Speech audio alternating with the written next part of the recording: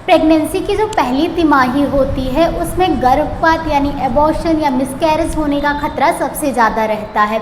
और कई लोग ऐसे होते हैं जिनको फ्रीक्वेंट एबॉर्शंस होते हैं, बार बार मिसकैरेज हो जाते हैं, कई बार उनको पीरियड मिस होते हैं, प्रेगनेंसी पॉजिटिव आती है और अपने आप ब्लीडिंग स्टार्ट हो जाती है, कई बार 1 महीना निकल गया उसके बाद ब्लीडिंग स्टार्ट हो जाती है। ये प्रॉब्लम बहुत से लोगों को होती है। तो आज हम जानेंगे कि इस तरह की अगर प्रॉब्लम आपको है तो आप इससे कैसे बच सकते हैं। हाय एवरीवन, मैं डॉक्टर संजू सिंह और आज हम बात करेंगे कि पहली तिमाही में अबॉर्शन के खतरे से हम कैसे बच सकते हैं, गर्भपात होने से कैसे बच सकते हैं। तो अगर आपको प्रॉब्लम रहती है इस तरह की, तो सबसे पहले आप ये समझिए कि सिर्फ फीमेल की वजह से ये प्रॉब्लम नहीं होती कि महिलाओं में कोई दिक्कत है तो हो गया। कई बार अगर मेल्स की हेल्थ अच्छी नहीं है, आपके पार्टनर की हेल्थ अच्छी नहीं है, उनको डायबिटीज है, स्मोक करते हैं या फिर टोबैको लेते हैं, किसी भी तरह की हेल्थ कंडीशन है जिसके स्पर्म की क्वालिटी अच्छी नहीं है, तो इसकी वजह से भी अगर आपका जो बेबी है अच्छे से नहीं बना, उसमें कोई जेनेटिक प्रॉब्लम है, तो नेचर खुद ब खुद एबॉर्शन कर देती है, जिससे आगे चल के आपको या बच्चे को कोई तकलीफ़ ना हो। तो इस चीज़ को समझने की ज़रूरत है कि 50% रोल अगर एग का होता है, अंडे का होता है, तो 50% रोल जो है स्पर्म का भी होता है। इसलिए माँ और पिता दोनों की ही हेल्थ मैटर करती है। अगर आपको इस तरह की प्रॉब्लम है तो सबसे पहले तो आप प्रेगनेंसी प्लान करने से एटलीस्ट 2-3 महीने पहले ये चीज़ें फॉलो करना शुरू कर दीजिए। अगर आपको या आपके हस्बैंड को स्मोकिंग, ड्रिंकिंग या फिर टोबैको की हैबिट है तो उसको आपको क्विट करना होगा, छोड़ना होगा।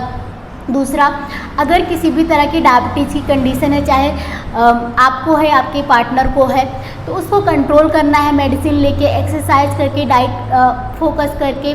इस तरीके से आपको अपना डायबिटीज़ कंट्रोल करके रखना है। साथ में अगर आप प्रेगनेंसी प्लान कर रहे हैं तो आप फोलिक एसिड की टैबलेट जो है 2-3 महीने पहले से ही स्टार्ट कर दीजिए।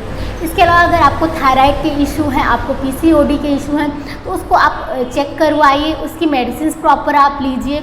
इसके अलावा अगर आपकी उम्र ज़्यादा हो गई है, 35+ आप हो गए हैं, आप प्रेगनेंसी प्लान कर रहे हैं, तो ऐसे में एक लेवल होता है AMH का, जहाँ पे आपके अंडे की गुणवत्ता चेक होती है, आप वो ज़रूर चेक करवा लीजिए, जिससे आपको पता चल जाएगा कि आपके अंदर कितने हेल्दी जो एग्स हैं, अंडे हैं, वो बचे हुए हैं, कितने आपके चांसेस हैं हेल्दी प्रेगनेंसी के। तो ये सारी चीज़ें अगर आप फॉलो करते हैं तो आपको हेल्दी प्रेगनेंसी होगी और आपको एबॉर्शन नहीं होगा। लेकिन अगर आपने ये सब चीज़ें फॉलो नहीं की हैं और फॉलो भी की हैं, अगर आपको प्रेगनेंसी रह गई, अब आपको टेंशन हो रही है कि कहीं मिसकैरेज ना हो जाए, तो आपको सबसे पहली बात तो ये, जैसे प्रेगनेंसी कंफर्म होती है आपको तुरंत डॉक्टर के पास जाना चाहिए। जनरली लोग क्या करते हैं, डिले करते हैं कि 2 महीने बाद जाएंगे, पहले से ही डॉक्टर पता नहीं क्या क्या दवाइयाँ टेस्ट करने लग जाते हैं। लेकिन अगर आपको हैबिचुअल एबॉर्शन के केसेस है, प्रॉब्लम है, तो आपको बिल्कुल रिस्क नहीं लेना है, तुरंत डॉक्टर के पास जाना है। वहाँ पे आपके जो भी सप्लीमेंट्स स्टार्ट करते हैं, फॉलिक एसिड हो गया या फिर आपके कोई मेडिसिन स्टार्ट करते हैं, प्रोजेस्टेरॉन वगैरह, तो आपको नियमित रूप से लेना है बिना मिस किए हुए। साथ ही साथ इनिशियल जो भी ब्लड टेस्ट डॉक्टर लिखते हैं आपका, चाहे वो ग्लूकोज टॉलरेंस का टेस्ट हो, चाहे आपका थायराइड का टेस्ट हो, नॉर्मल आपके जो मार्कर्स होते हैं, हेपेटाइटिस हो गया या फिर आपका जो CBC हो गया, तो ये सारे टेस्ट आप ज़रूर करवाइए। अगर इसमें कोई प्रॉब्लम है तो उसको वहीं पे मेडिसिन के द्वारा ठीक किया जा सकता है और आपको एबॉर्शन होने से बचाया जा सकता है। इसके अलावा आप अपनी जो भी एक्सरसाइजेज़ हैं, अगर आप पहले से एक्सरसाइज करें तो उसको रिड्यूस कर दीजिए। आपको कोई भी हैवी वेट लिफ्टिंग नहीं करनी, कोई बहुत ज़्यादा वज़न नहीं उठाना है, सीढ़ियों पे बहुत ज़्यादा नहीं चढ़ना है, बहुत ज़्यादा अपने आप को थकाना नहीं है। जितना हो सके उतना कम काम कीजिए। ट्रैवल करने से बचिए, इनिशियली पहले 3 महीने में आप ट्रैवल करने से बचिए। 2 व्हीलर से ट्रैवल करने से बचिए। अगर आपको 2 व्हीलर पे ट्रैवल भी करना है तो 15-20 किलोमीटर मैक्सिमम, इससे ज़्यादा आप बिल्कुल ट्रैवल मत कीजिए। इससे ज़्यादा का अगर आपको ट्रैवल करना मजबूरी है तो आप ट्राई कीजिए कि पब्लिक ट्रांसपोर्ट यूज़ कर लीजिए, बस, ट्रेन, लेकिन 2 व्हीलर पे मत जाइए।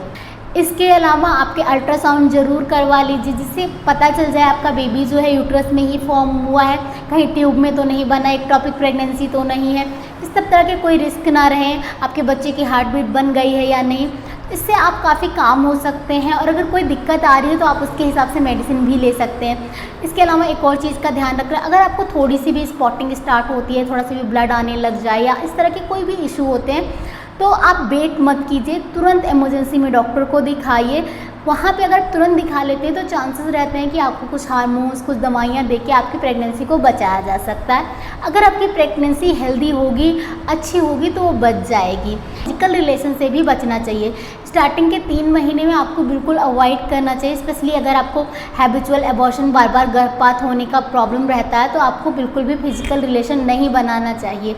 तो ये सारे टिप्स अगर आप फॉलो करते हैं तो आपको इनिशियली जो 3 महीने में आपको अबॉर्शन या मिसकैरेज हो जाता है उससे आप बच सकते हैं। इसके अलावा अगर आपको ये प्रॉब्लम होती ही रहती है, कोई भी इशू नहीं है, ना आपको ना आपके हस्बैंड को, इसके बाद भी आपको ये प्रॉब्लम लगी रहती है, तो आप होम्योपैथिक मेडिसिन ट्राई कर सकते हैं। होम्योपैथी में ऐसी बहुत सारी मेडिसिन हैं, दवाएं हैं जो हैबिचुअल एबॉर्शन का जो प्रॉब्लम होता है उसको ठीक करती हैं, जैसे कि सबाइना, सीपिया, कॉलोफाइलम, बहुत सारी ऐसी दवाएं। तो आप अपने डॉक्टर से मिल के ये दवाइयाँ स्टार्ट कर सकती हैं, जिससे आपको ये प्रॉब्लम नहीं होगी। सो आई होप आपको आज का वीडियो अच्छा लगा होगा। वीडियो अच्छा लगा तो वीडियो को लाइक कीजिए, चैनल को सब्सक्राइब कीजिए, फ्रेंड्स फैमिली ग्रुप के साथ शेयर कीजिए। मिलती हूँ अगले वीडियो में, तब तक stay healthy, stay active. Thank you so much for watching.